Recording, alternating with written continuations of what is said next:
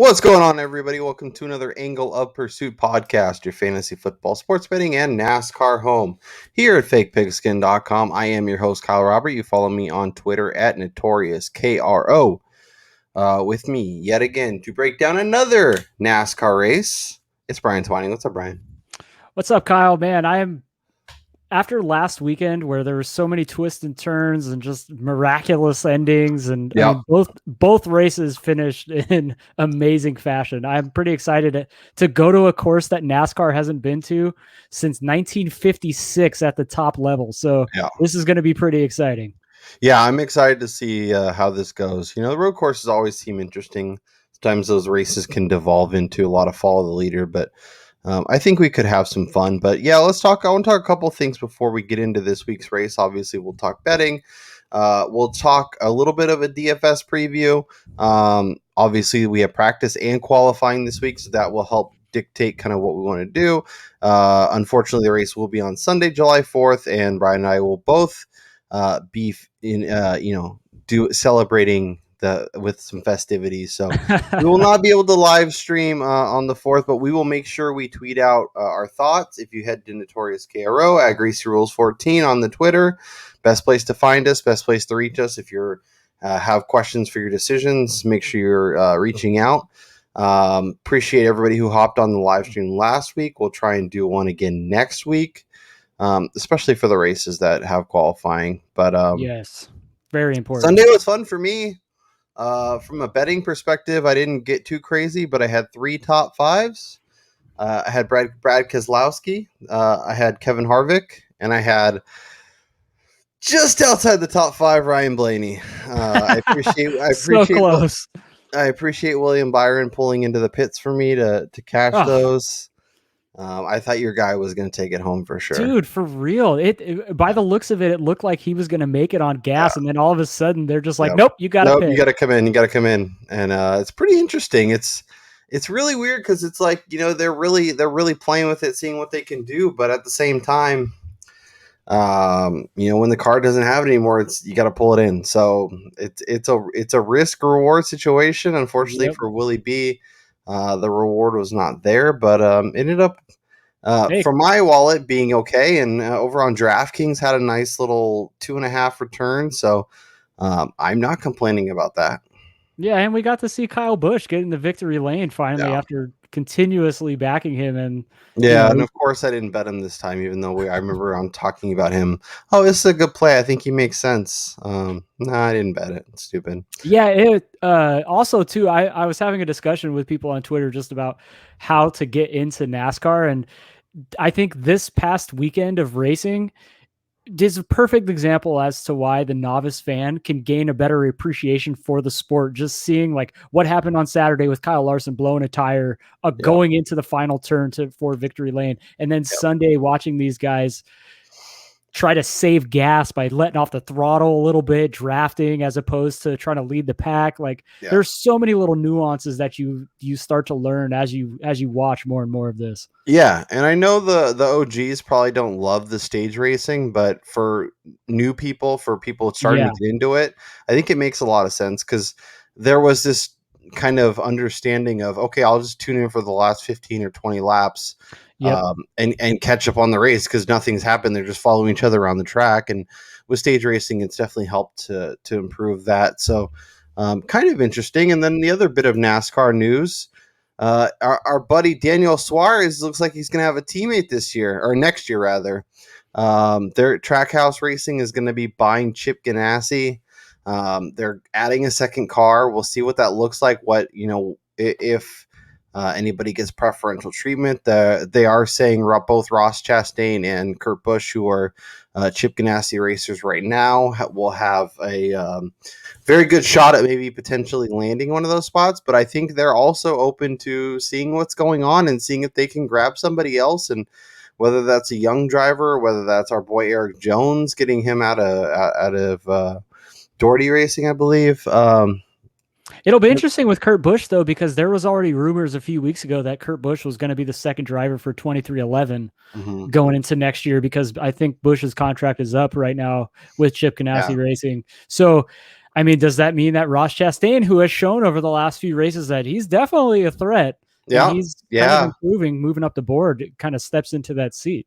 Yeah, yeah, and I think that could make sense for both drivers. Kurt Busch kind of on the back end of his career, go be Bubba's number two, and then Trackhouse can take a shot on Chastain, who maybe give him a little bit better of a vehicle, spend the year kind of upgrading, and all of a sudden he could be a guy that is popping every so often instead of just kind of being like a back of the pack kind of racer. Speaking of that, let's jump into odds for this week's race, and Brian, yet again. NASCAR has really done it for us. The Jockey Made in America 250. Um, this is a road course. Obviously, ignore the odds of it is from DraftKings, but it's not as of 627. It's as of 7-1. I forget to update that when I'm rushing to get the odds updated. But Brian, we are on a road course, as you mentioned, hasn't been ran on the NASCAR circuit since the 50s. Our friends down in the Xfinity series have ran it though, and so that has helped give us some ideas of what it may look like. And but when we talk road course racing, I feel like there's three names: it's Chase Elliott, it's Kyle Larson, it's Martin Truex, and as you can see, those are your three favorites.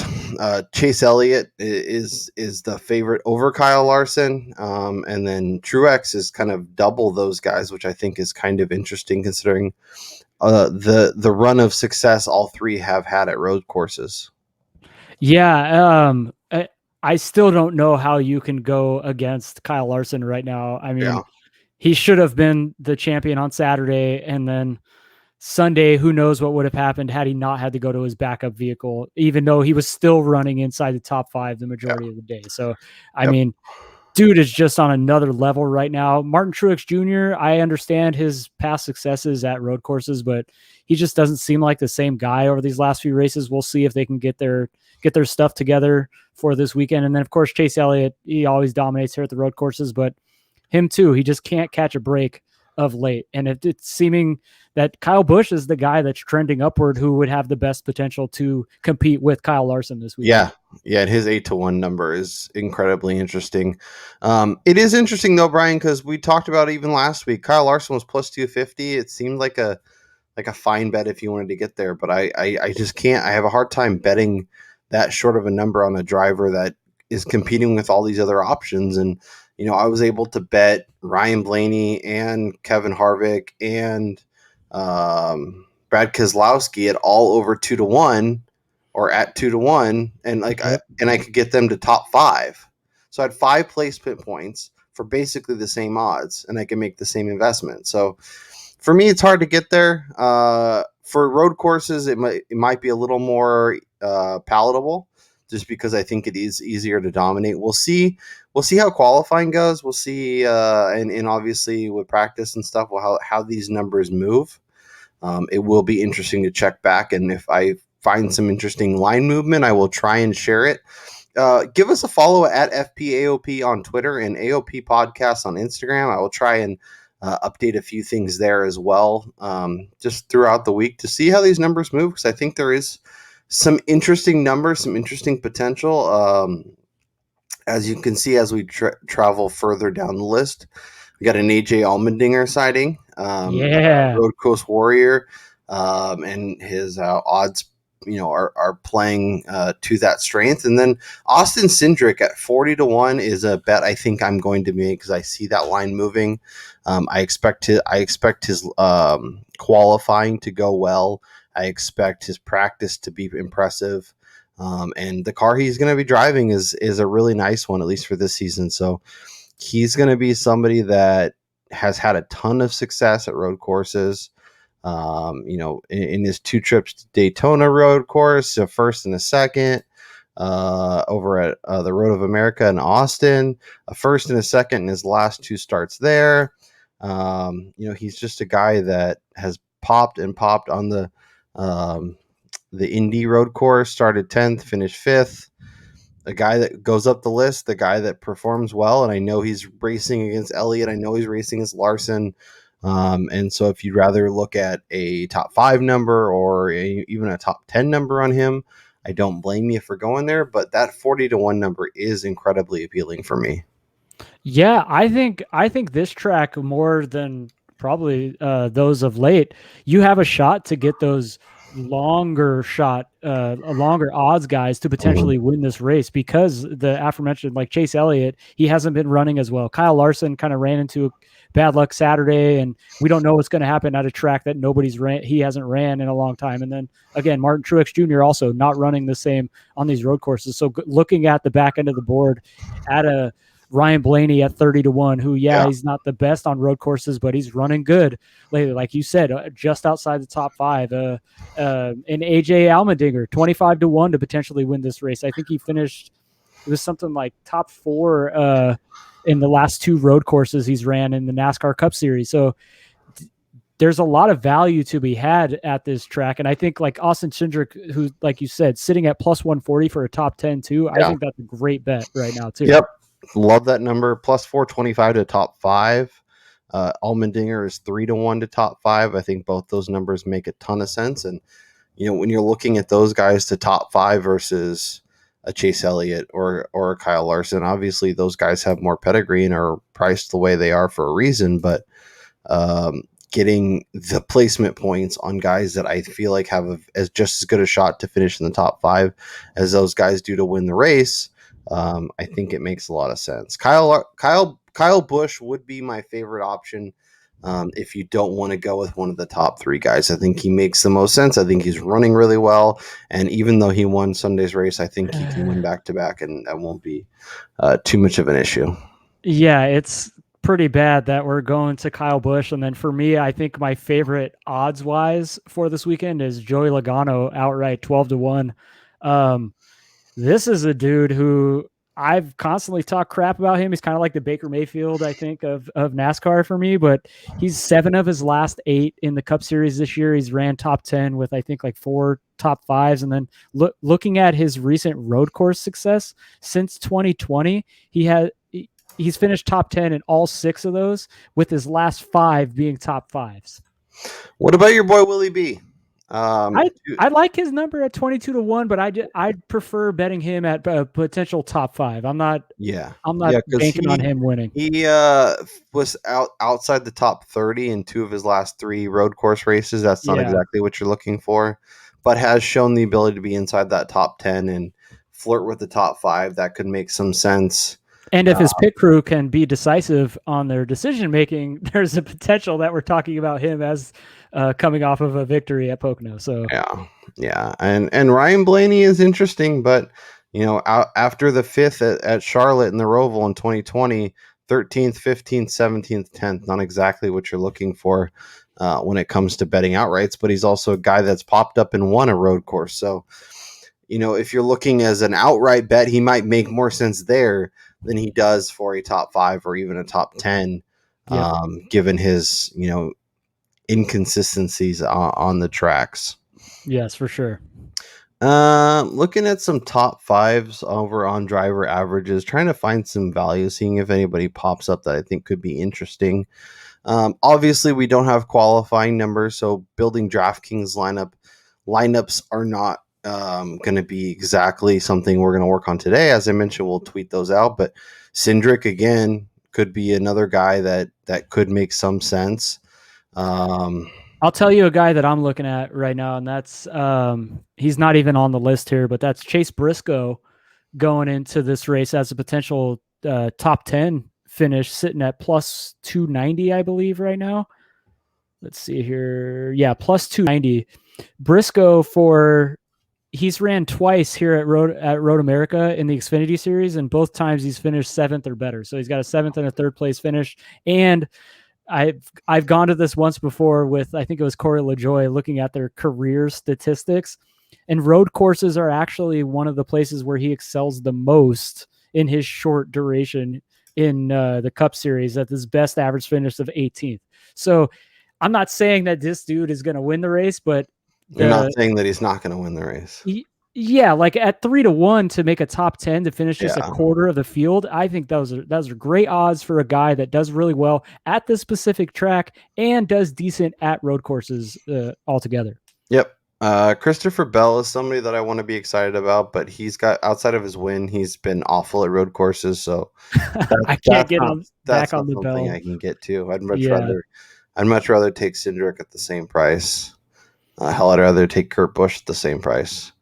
Logano is interesting. You mentioned him. He is somebody fourth at Sonoma, third at a Circuit of America, second at road course, and third at the road course in Daytona. Second, he's been running really, really well. I think, he had some struggles in 17, 18, and even a little bit in 19, but seemed to start figuring it out in 19 and 10th, ninth, second, third, fourth. It's pretty good.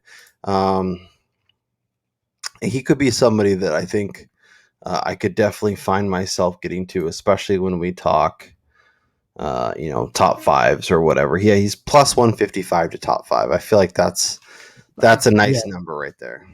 Yeah, and then one more guy I've hit on him numerous times now this season in road course, but that's Alex Bowman. Yeah. 25-1 for a dude who his best career finishes are at road courses, and he's coming off of a victory on Saturday. I know, albeit because of Kyle Larson, but I mean, you're getting pretty much even money for him to top 10 at minus Yeah. 106. That's a bet that I will be hammering, and then getting the potential at 25-1 to win this race, as he's already shown this year he can do. So yeah, I love that bet as well.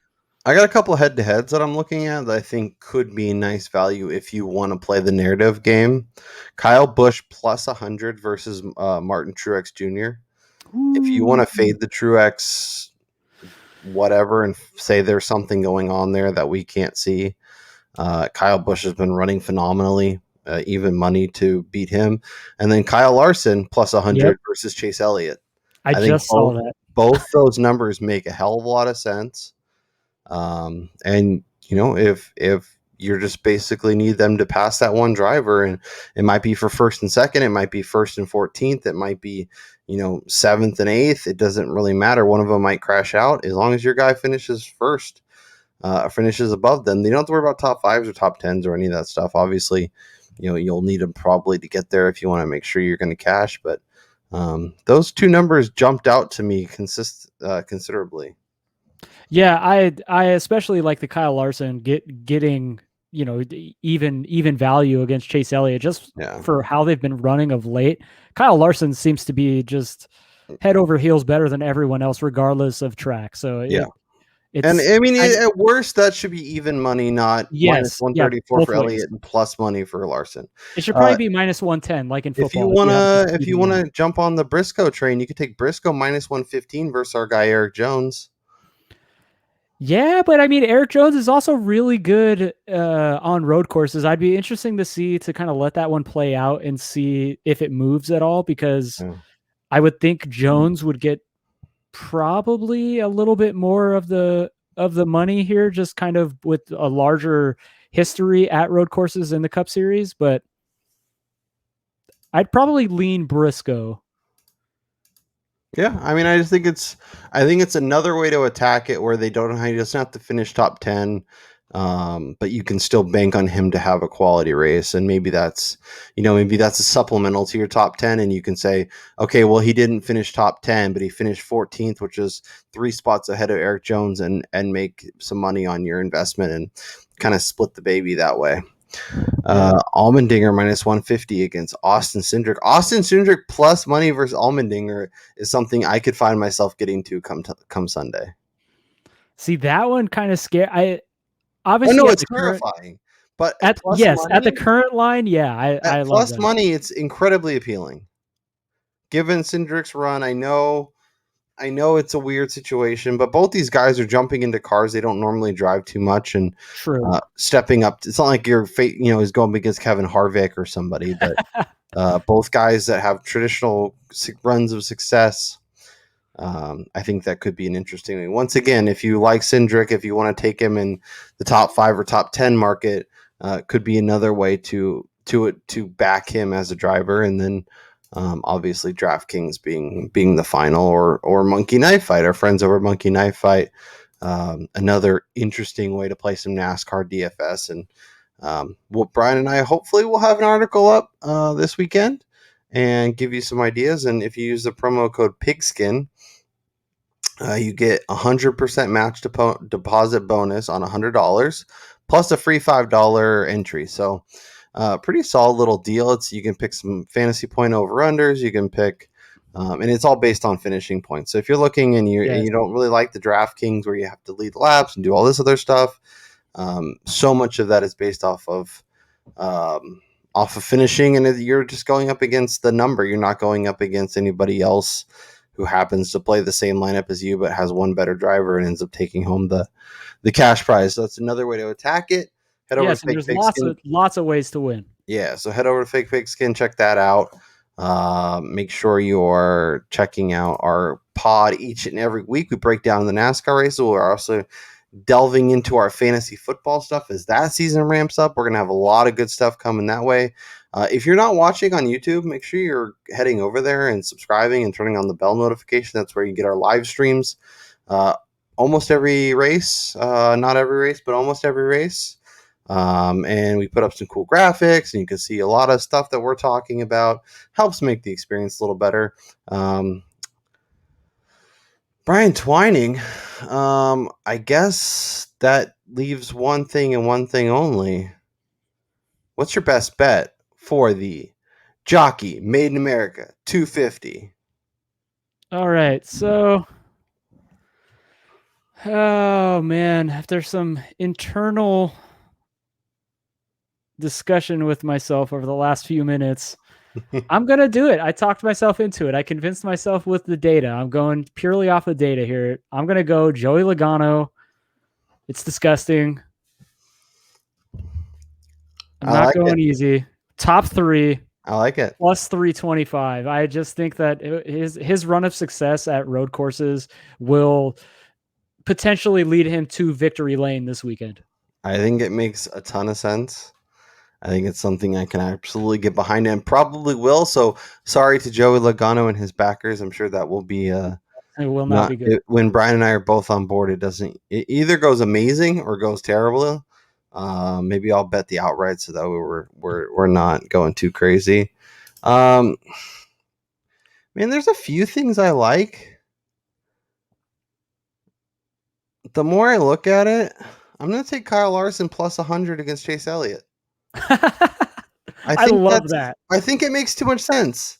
Yes. Like I granted if you want him to win, he's plus 350. If you want him to top 3, he's plus 100.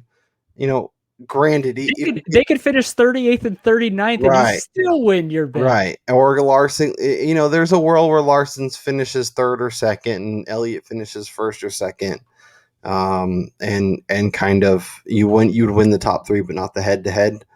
But I think there's so many more chances of Larson finishing ahead of Elliott and not needing that top 3. He could finish 4th and Elliott could finish 5th, and you could still cash that. And maybe you can look at both of them if you really want to back Kyle Larson. But the number it's too appealing to me, and I might end up with egg on my face. But I like targeting the head-to-heads and the top 3s and the top 5s. This gives you so much more wiggle room, so much more opportunity for potential ways to win. And if you want to bet the outright, bet the outright. But I will probably look at Joey Logano, Austin Cindric. I think that might be it. Maybe I know I will have Chase Briscoe top 10 on my card plus Kyle Busch. Kyle Busch top 3.